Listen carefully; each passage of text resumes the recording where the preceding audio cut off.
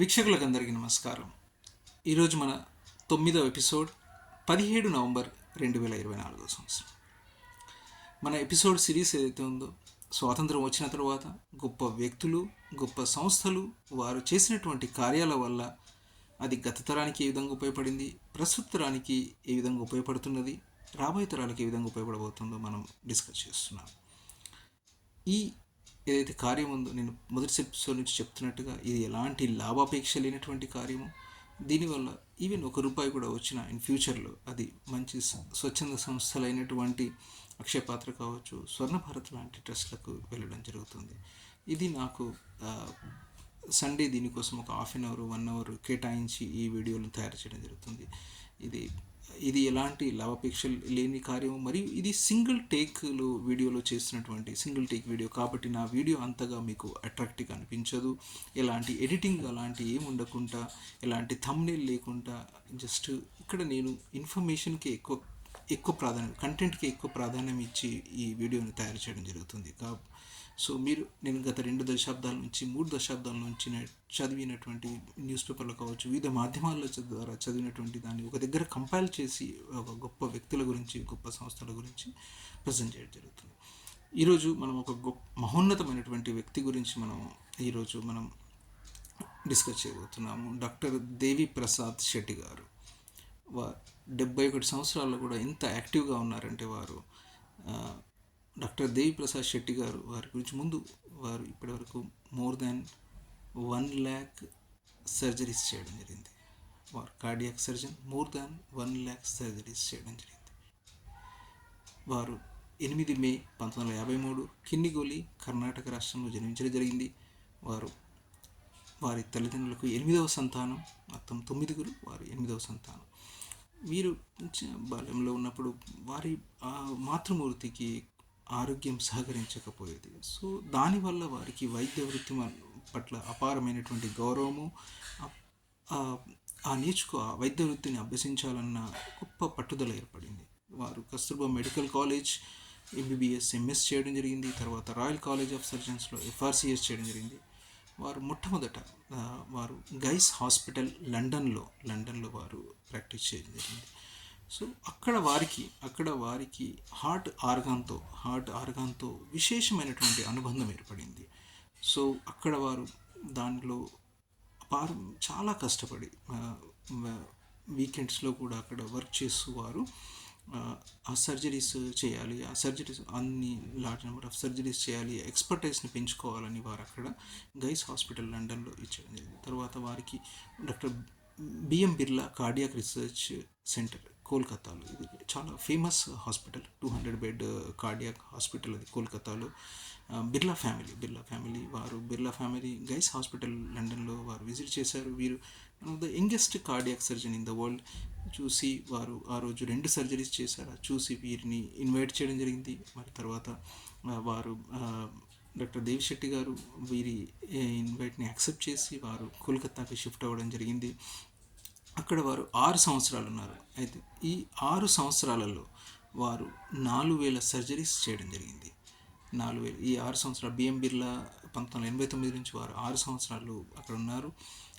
6 సంవత్సరాల్లో మొత్తం 4000 సర్జరీస్ చేయడం జరిగింది. వారు వీక్ డేస్లో వర్క్ చేస్తూ, మరియు వీకెండ్లో సండే నాడు వారు నియరెస్ట్ ఒక విలేజ్లో రిమోట్ ప్లేస్లో వెళ్ళేవారు.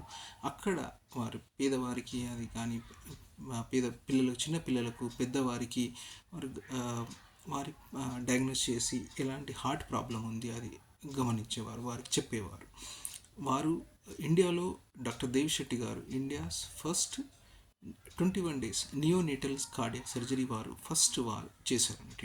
ఇండియా కంట్రీలో వారిది ఫస్ట్ సర్జరీ. 21 రోజుల పాపకి వారు సర్జరీ చేయడం జరిగింది, రూని అనే పాపకి చేయడం జరిగింది. సో అయితే ఇక్కడ గాయ్స్ హాస్పిటల్ లండన్లో వారికి హార్ట్ మీద విశేషమైనటువంటి ఒక అనుబంధం ఏర్పడితే, దాంట్లో ఎక్స్పర్టైజ్ సంపాదించాలని ఏర్పడితే, మరియు వారి లైఫ్ అనేది ఒక టర్న్ అనేది మదర్ తెరీసా గారితో అనుబంధం వల్ల, మదర్ తెరీసా గారికి హార్ట్ సర్జరీ డాక్టర్ దేవి శెట్టి గారు చేశారు. అప్పుడు వీరు సర్జరీ తర్వాత వారు వీరితో పాటు రౌండ్స్లో వెళ్ళేవారు. బట్టి అయితే పెడియాట్రిక్ వార్డ్స్కి వెళ్తున్నప్పుడు ఆ, మదర్ తెరీసా గారు వారికి 2 వాక్యాలు చెప్పడం జరిగింది. మదర్ తెరీసా గారు, దేవుడు ఆ, చిన్న పిల్లల బాధను చూసి గుండెలో రంధ్రాలను చూసి దేవుడే మిమ్మల్ని పంపించాడు దీన్ని బాగు చేయడానికి అని వారు అన్నారు. మరి ఇంకొక మాట, నోటితో చేసే ప్రార్థన కంటే చేత్తో చేసే సేవ ఎంతో పవిత్రమైనదని అన్నారు. సో ఆ 2 మాటలు వారిని ఎంతో హత్తుకున్నాయి. ఎంతో వారితో ఒక గొప్ప అనుబంధం ఏర్పడింది. తర్వాత ఆ విధంగా వారు కొంచెం టర్న్ అనేది లైఫ్ అనేది ఒక టర్న్గా ఇదైంది. తర్వాత వారు స్వరాష్ట్రానికి కర్ణాటక వచ్చాడు, బెంగళూరు వచ్చేసారు. వారు కర్ణాటక వచ్చేసారు.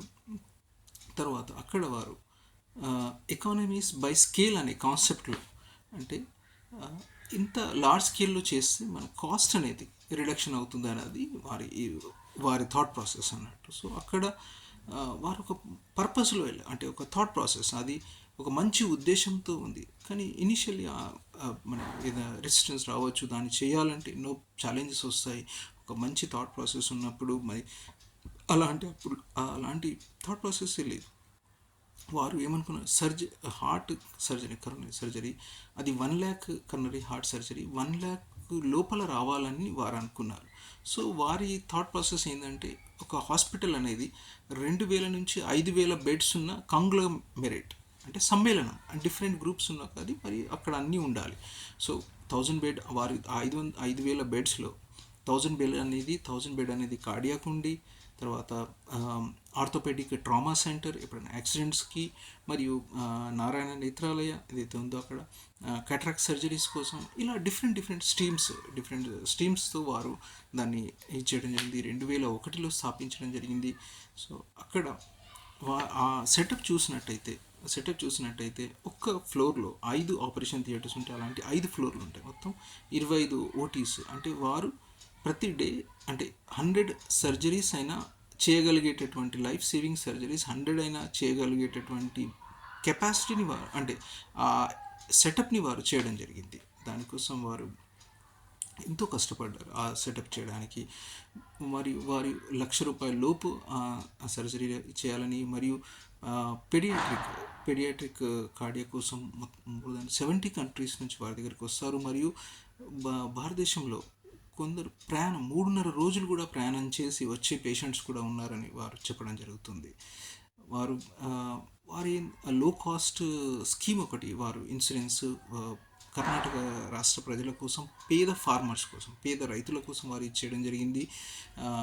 ₹5 పర్ మంత్ దాంట్లో ఇవ్వాలి. ఆ కాన్సెప్ట్ని అప్పట్లో వారికి కర్ణాటక ప్రభుత్వము అప్పటి ముఖ్యమంత్రి గారు ఎస్ఎం కృష్ణ గారు అద్భుతమైన సహకారాన్ని అందించి ఆ యశస్విని స్కీమ్ స్టార్ట్ చేయడం జరిగింది. దాంట్లో మోర్ దాన్ 40 lakh ఫార్మర్స్ ఆ స్కీమ్లో ఉన్నారు. ఇప్పుడు అది ₹10 పర్ మంత్.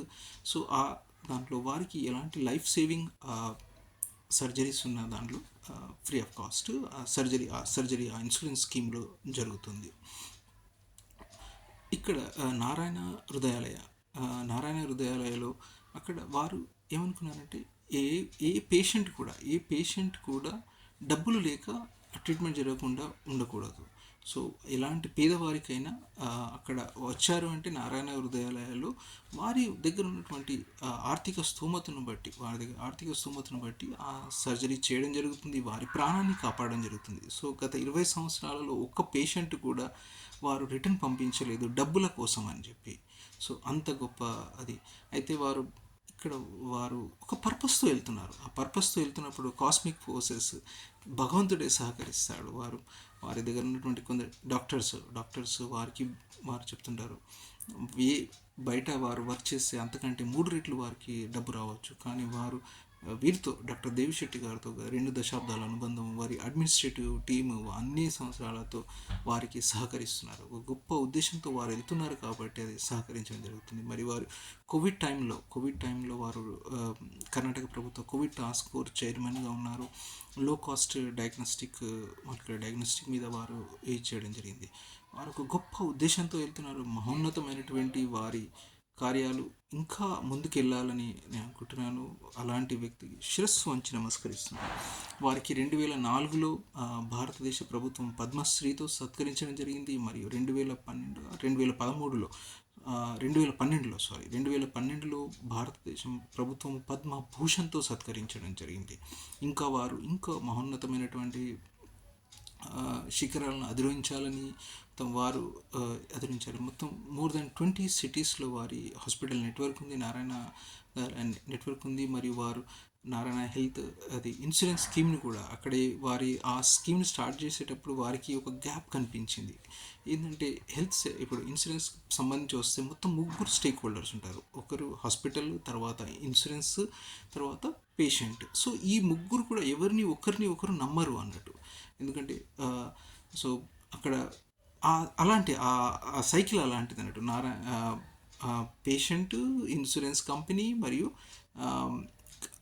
హాస్పిటల్. సో ఆ గ్యాప్ని వీరు ఏమంటే డాక్టర్ కాబట్టి ఆ గ్యాప్ని వాళ్ళు అర్థం చేసుకోగలిగారు. ఆ గ్యాప్ ఉండకుండా వీరి ఇన్సూరెన్స్ స్కీమ్లో జాయిన్ అయ్యేవారు వారి టీము చాలా ఆరోగ్యపరంగా ఎలాంటి జాగ్రత్తలు తీసుకోవాలి, ఎలా ఉండాలి అనేది చెప్తూ ఉంటారు.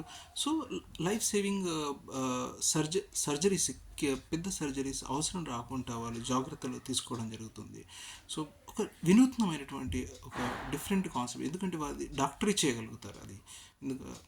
డాక్టరీ చేయగలుగుతారు. వారి సెకండ్ జనరేషన్ కూడా అంతే.